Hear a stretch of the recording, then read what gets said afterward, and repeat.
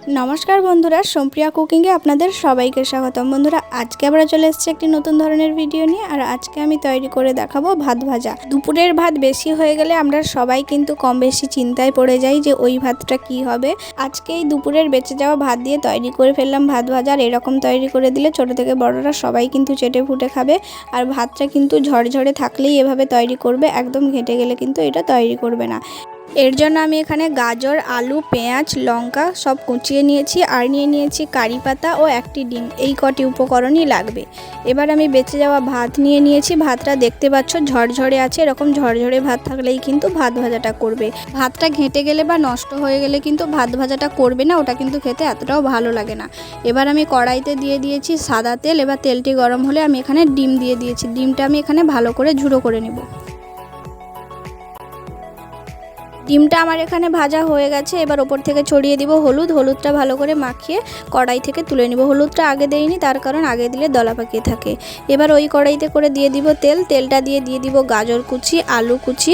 আপনারা চাইলে কিন্তু এই জায়গায় অন্য যে কোনো সবজি দিতে পারেন। আমি গাজর আর আলুটা দিয়ে এটা বানিয়ে নিচ্ছি। আর এখানে আমি লবণ ও হলুদ দিয়ে দিয়েছি। আলু ও গাজরটিকে ঢাকা দিয়ে ভালো করে সেদ্ধ করে নিব। आलू और गाजरटा अनेकटा भाजा भाजा हो गेছে। एबार आमी ढाका खुले दिए दिচ্ছি हाफ चामच परिमाण घी। घीटा दिए आबारो उल्टे पाल्टे भालो करे एकटू एटाके भेजे निब। आपनारा चाइले प्रथम थेकेও घीटा दिए भाजते पारेन। आलू और गाजरटा प्राय भाजा हो गेছে। एबार ओपर थेके दिए दिচ্ছি पेঁয়াজ कुचि लंका कुचि और कारि पाता। आबारो सबकिछु उपकरण दिए भालो करे एटाके 2 থেকে 3 मिनट भेजे निब। এখানে একটু চেক করে নিব। আর আলু আর গাজরটা সেদ্ধ হয়ে গেলে আর বেশিক্ষণ ভাজার কিন্তু কোনো প্রয়োজন নেই। এবার এখানে আমি দিয়ে দিচ্ছি আগে থেকে ভেজে রাখা ডিম।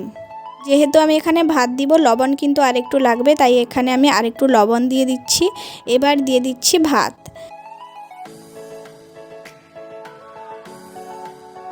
এবার এরকম উল্টে পাল্টে করে সব উপকরণের সঙ্গে ভাতটিকে ভালো করে মিশিয়ে নিব।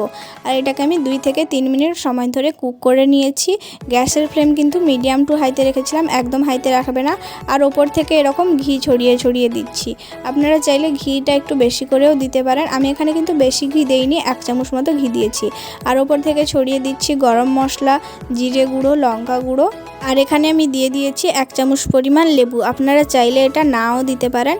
ব্যাস তৈরি হয়ে গেল। এবার গরম গরম পরিবেশন করুন। আর এরকম তৈরি করলে বাচ্চা থেকে বড়রা সবাই কিন্তু খুবই পছন্দ করবে। আর কতটা ঝরঝরেভাবে তৈরি হয়েছে দেখতেই পাচ্ছ। আর ভিডিওটি ভালো লেগে থাকলে প্লিজ চ্যানেলটিকে সাবস্ক্রাইব করে দিবেন। সবাই ভালো থাকবেন, সুস্থ থাকবেন। দেখা হচ্ছে পরের কোনো ভিডিওতে।